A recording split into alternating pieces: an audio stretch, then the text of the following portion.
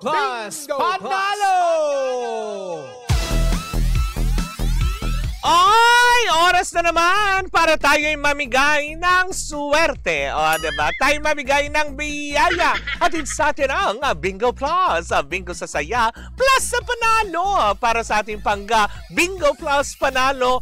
Dahil ngayong araw na ito, ayan, you know the drill. Diba? Wala kayong iba pwedeng gawin kung hindi. Abangan lamang ang mga lucky cards na aming ayan, kukunin. Hindi naman kukunin. Kung hindi, babagsakan ng mga bola mula sa ating Pinoy Drop Ball para sa ating programa na kailangan yung tandaan dahil mamayang gabi pag nagbigay ng hudyat si Kuya Chico kung saan at kailan kayo pwedeng tumawag at pag nagpaikot siya ng roleta, kailangan yung masabi ang lucky card kung anong programa tatama yung roleta. O, diba?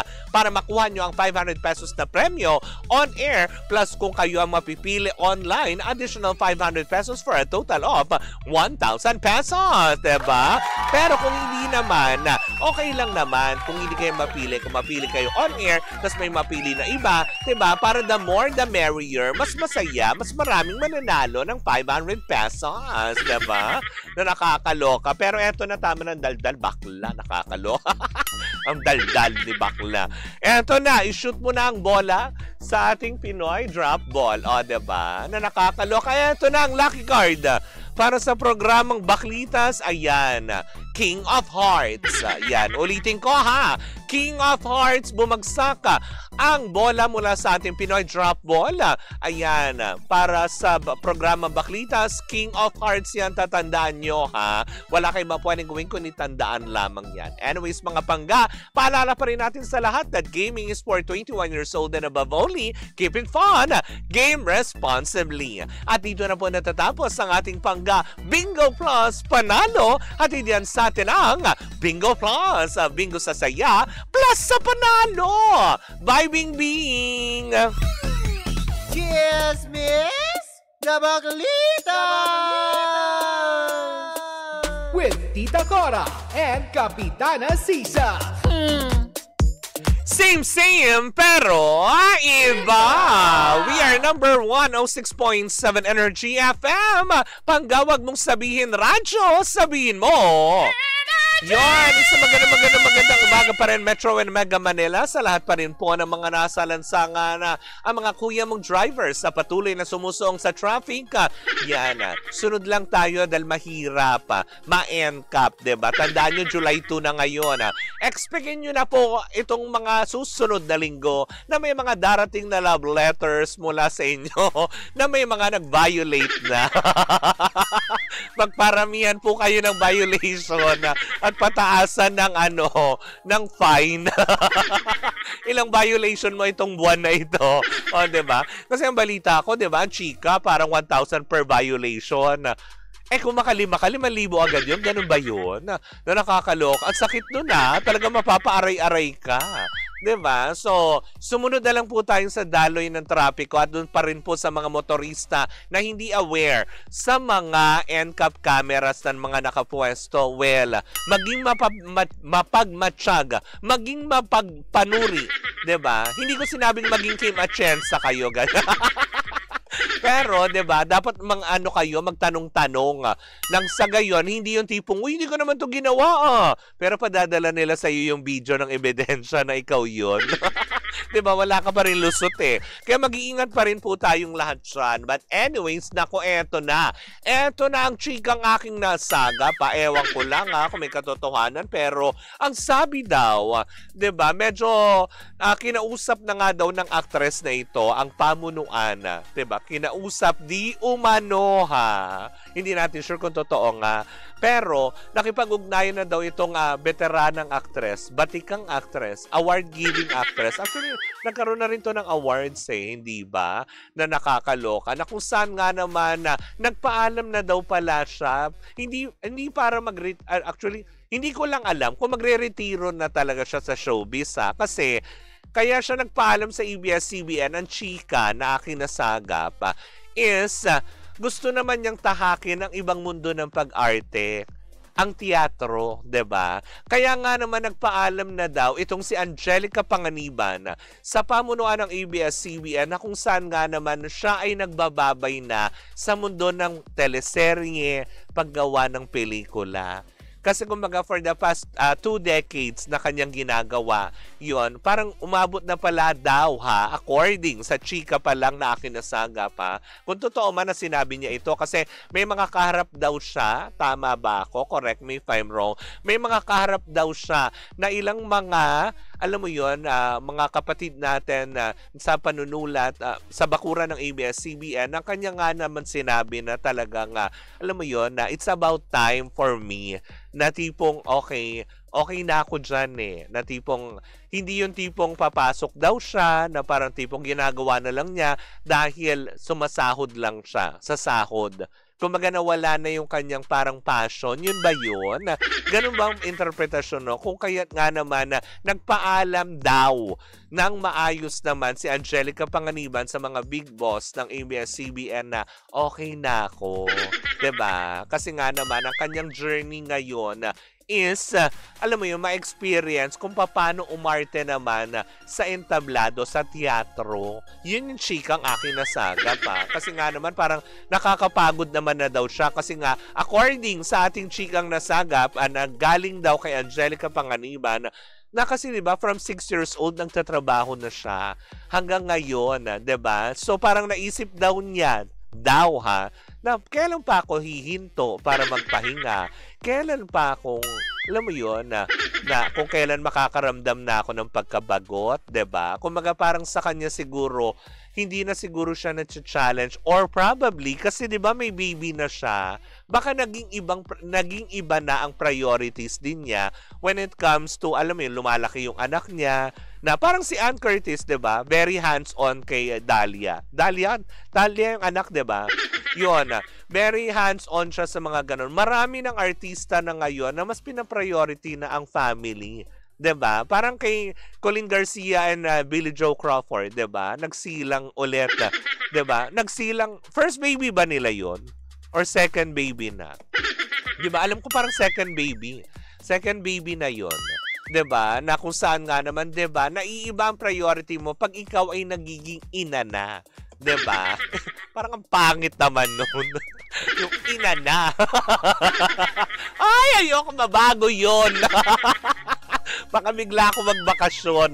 Pagbalik ni Tita Cora, ako naman yung wala. Kaya careful, diba? Hindi, pero wala namang masama din ako makita. Tama lang naman din siguro. Maybe, sabi nga din daw ni Angelica Panganiban, kasi ano pa bang kailangan niyang patunayan sa mundo ng telebisyon at sa mundo ng paggawa ng pelikula? Lahat na experience niya. Parang, kung totoo man na galing nga ito sa kanya, na ang sarap pakinggan kasi grateful siya. Na tipong magbababay man siya, pero alam mo yun, na-fulfill niya yung sa sarili niya na nagawa ko na to, okay na. Masaya naman ako Yung mga tipong wala na siyang iba pang minimithi, kung hindi yung tipong kung ano na lang makakapagpasaya sa kanya, which is totoo yun. Kasi diba nowadays, kailangan natin ng peace of mind, kailangan din naman natin ng simpleng pamumuhay na mapayapa, diba? Na hindi mabibili yan na kahit na sinong sikat na artista, ng pinakamayamang artista na may malaking ipon, yung tipong makatulog ka ng mahimbing na wala kang iniintindi. Yung lalabas ka ng hindi mo kailangan na tipong umiwas sa mga tao kasi yung talagang magawa mo yun kasi masaya ka bilang tao.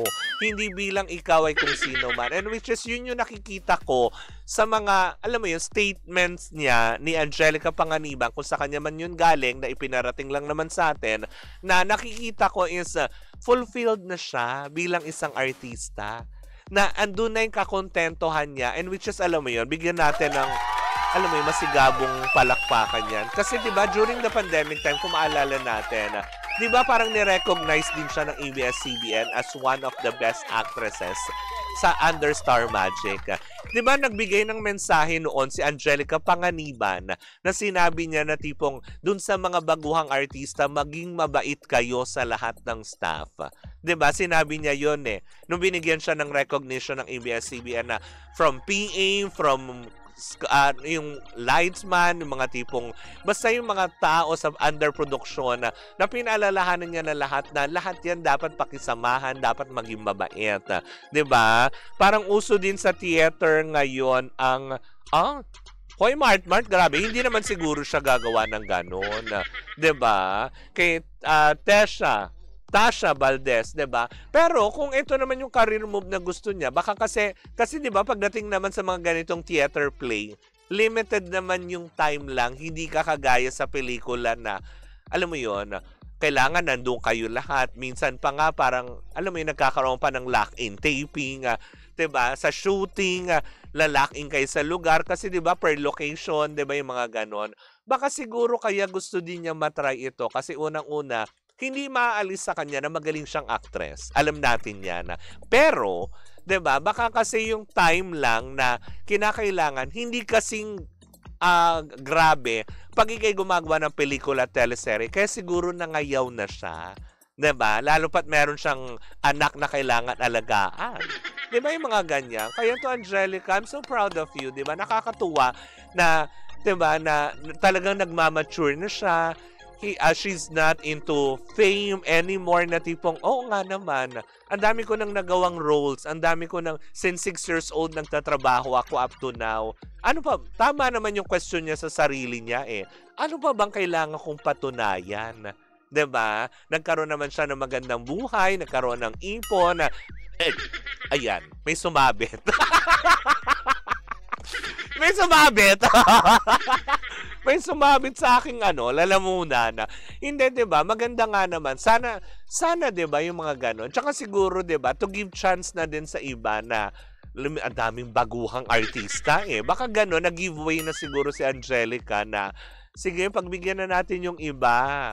'Di ba? Kasi marami din naman na uusbong 'di ba? Pwede naman siguro hindi naman niya totally sinasara yung kanyang pintuan when it comes to doing film and teleserye, but still siguro mamimili na lang siguro siya ng gagawin. Kaya siguro nagpaalam siya sa pamunuan ng ABS-CBN na hindi na siya gagawa ng teleserye o kaya ng pelikula. Diba? Anyways, basta alam mo, idol pa rin po kita, Angelica, kahit ano pa po ang gawin mo. 'Di ba?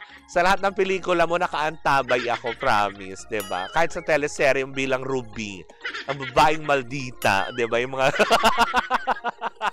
Anyways, ayan, good luck na lang din po, Miss Angelica Panganiban. Whatever endeavor na piliin mo in your life, 'di ba? I'm sure naman matatagumpayan mo yan dahil, alam mo yun, nafe-feel naman din namin na isa kang mabuting tao at actress na ramdam din naman ng iyong mga tagahanga, 'di ba? Although marami malulungkot, 'di ba? Kasi syempre, isa siya talaga sa mga, lalo, alam mo yun, Amor Powers and 'di ba? Yung sa mula sa puso ba yun? Hindi, mali ako. Yung kasama niya si Jody Santa Maria. 'Di ba? Ano nga yung teleserye na yun? 'Di ba? Mike Mejos, Pinkian. Hello sa iyo, 'di ba? Ano ba yun? Mula sa puso, tama ba? Hindi. Si yun Pangako sa'yo, 'di ba? Mula sa puso, si Claudine yun, tsaka si Dieter Ocampo, 'di ba? Yun yung si Selena nandoon. Yung nagtatatawa siya nung pinasabog niya ang bus. 'Di ba? Oo, pangako sa'yo. Yun. Ang galing mo, Mart. Kaya lang pangalawa ka na nagsabi. 'Di ba? Yung mga ganong aspeto. So, talagang, kasi kontrabida, bida, 'di ba? Ando na rin lahat ng portray na ni Miss Angelica. Kaya, eto yung talagang papalakpakan ko, 'di ba? Kahit pa sabihin mo bumababa na ang telon or ibinaba na niya ang telon para sa kanya, hindi pa rin mawawala ang paghanga ko sa isang, alam mo yun, totoo at talagang magaling na artista tulad ni Angelica Panganiban. Well, in the meantime, mga pangga, maraming salamat po sa inyong pag-antabay. Dito ko na po tatapusin ang aking pagdaldal. Bukas po magkarinig ang magpanooran naman tayo para sa isang umatigabong chikahan na dala-dala sana na ng dalawang bakla kung magaling na si Tita Cora. O, diba? Well, anyways, muli po ako po si Kapitana Sisa sa ngalan ng aking partner na si Tita Cora. We are still same, pero iba! Tuloy-tuloy pa rin po ang ating tugtugan. Siyempre, dito po lamang yan sa number 106.7 Energy FM. Panggawag mong sabihin radyo, sabihin mo.